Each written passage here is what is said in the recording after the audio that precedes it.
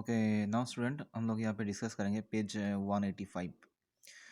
तो देखो पेज 185 में क्या दिया है कि यहाँ पे भी हम लोग क्वेश्चन नंबर 4 देखेंगे। क्वेश्चन नंबर 3 तक हो गया था प्रीवियस वीडियो में। तो यहाँ पे भी एक स्टोरी दिया है, the cost of one book is ₹47। तो एक किताब का आपका वैल्यू कितना है, कितना कितना प्राइस है एक किताब का? 47। Sonu buys 23 books. तो वो कितना किताब खरीदना चाहता है? 23। ठीक है, 23 बुक्स वो खरीदना चाहता है। एक किताब का वैल्यू कितना है? 47 है। अब देखना है कौन सा क्वेश्चन ऊपर वाले जो स्टेटमेंट, ऊपर वाला जो स्टोरी है, इसके लिए आपका एकदम ठीक बैठते हैं। So how much money does she have, उसके पास कितना पैसा है। तो यहाँ पे ऊपर में जो स्टोरी दिया है इससे हमें पता नहीं चलता है कि उसके पास कितना पैसा है। ठीक है, तो ये क्वेश्चन हमारा नहीं बनता है।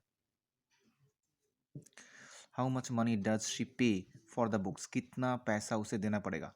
ठीक है, how much money does she पे फॉर द बुक्स, तो ये जो 23 बुक खरीदेगा इसके लिए उसको कितना पैसा देना पड़ेगा। तो ये हम लोग निकाल सकते हैं क्योंकि उसके पास 47, हर एक किताब के लिए 47 है और वो खरीदेगा कितना? 23 बुक्स।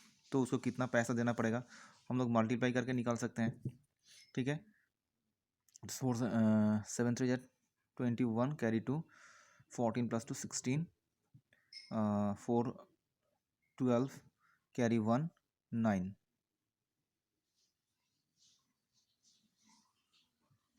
ठीक है, तो यहाँ पे कितना था?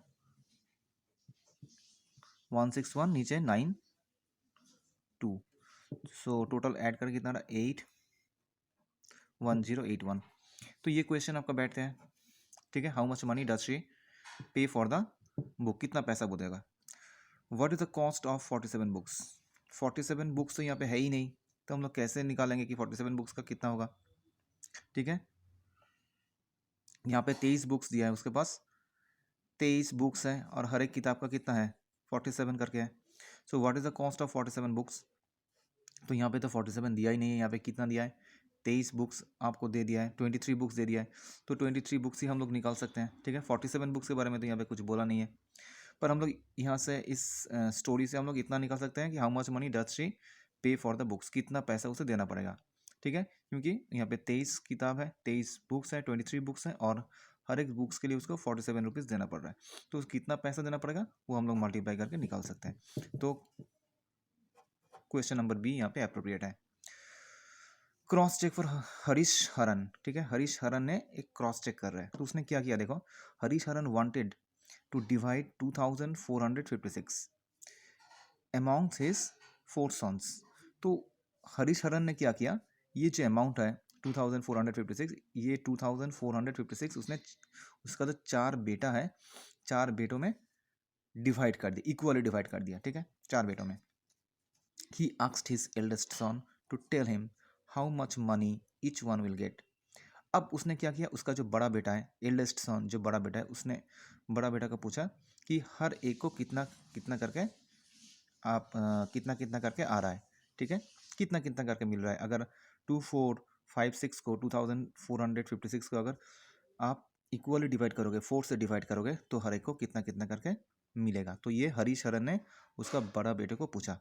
He asked his eldest son to tell him how much money each one will give. हर एक भाई, तुम लोग हर एक भाई को कितना कितना करके मिलेगा अगर आप 2456 को 4 से डिवाइड करोगे, मतलब सभी में अगर ये अमाउंट इक्वली डिवाइड कर दोगे।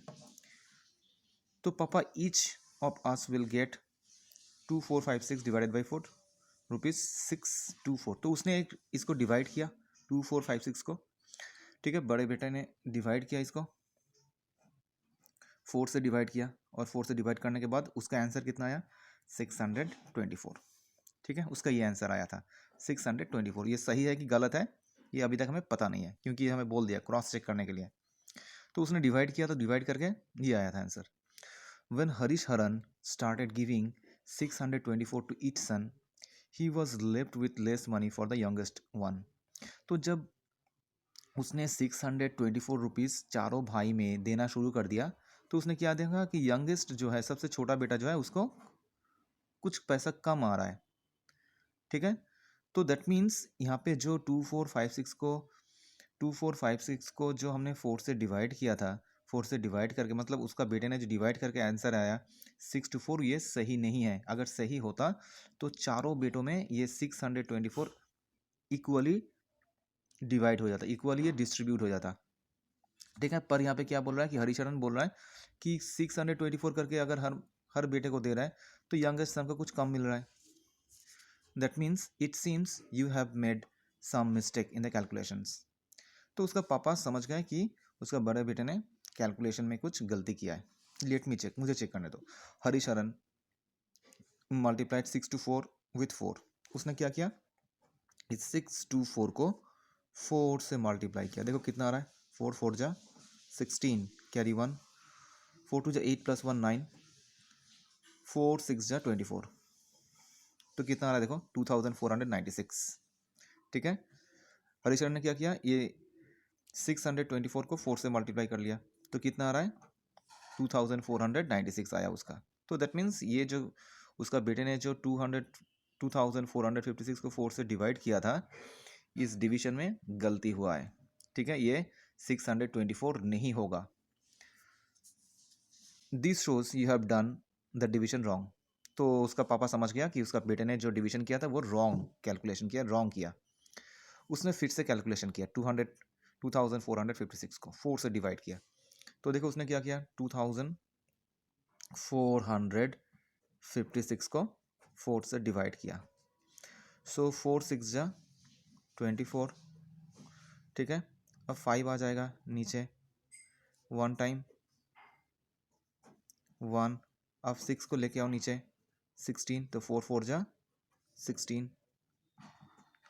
ठीक है, तो आंसर कितना आ रहा है, अगर 2456 को 4 से डिवाइड करोगे तो कितना आ रहा है आपका कोशेंट, आंसर कितना आ रहा है 614। So before telling his father he checked on his son, he checked on his own. तो कितना आया 2456। तो उसने क्या किया, उसको क्या करना चाहिए था, उसको उसके पापा को बोलने से पहले एक बार चेक करके देख लेना चाहिए था कि जो आंसर मेरा आ रहा है उस आंसर को अगर मैं 4 से मल्टीप्लाई करता हूँ, चेक कैसे करेंगे, जो आ रहा है 224, ये जो मैं उसने डिविजन करके आए, डिवीजन जो किया था, डिवीजन करके जो आंसर आया उसको ये चेक करके देख लेना चाहिए था कि 4 से मल्टीप्लाई करके ये आ रहा है कि नहीं। ठीक है, तो उसका गलती हो गया यहाँ पे। तो इसलिए बोल रहा है कि जब भी डिवीजन करना चाहिए तो एक मल्टीप्लाई करके चेक कर लेना चाहिए। ठीक है, कि मेरा जो आंसर आया 614, इस 614 ये सही है कि गलत है। मैं एक बार 4 से जिस नंबर से मैंने डिवाइड किया था उससे मैं मल्टीप्लाई करके देख लेता हूँ। तो 4 4 जा 16, कैरी 1, 4 1 जा 4 + 1 5, 4 6 जा 24, ये आ गया मेरा 2456। ठीक है, तो किसी को before telling his father he checked on his own, उसको एक खुद को उसको चेक कर लेना चाहिए था कि 614 को 4 से चेक करके 2456 आ रहा है। ठीक है, अब इसका आंसर सही आया। ठीक है, नेक्स्ट पेज में हम लोग क्या देखेंगे, 600 पेज 186 देखेंगे। तो ये पेज में आपका आया 185। ठीक है, थैंक यू।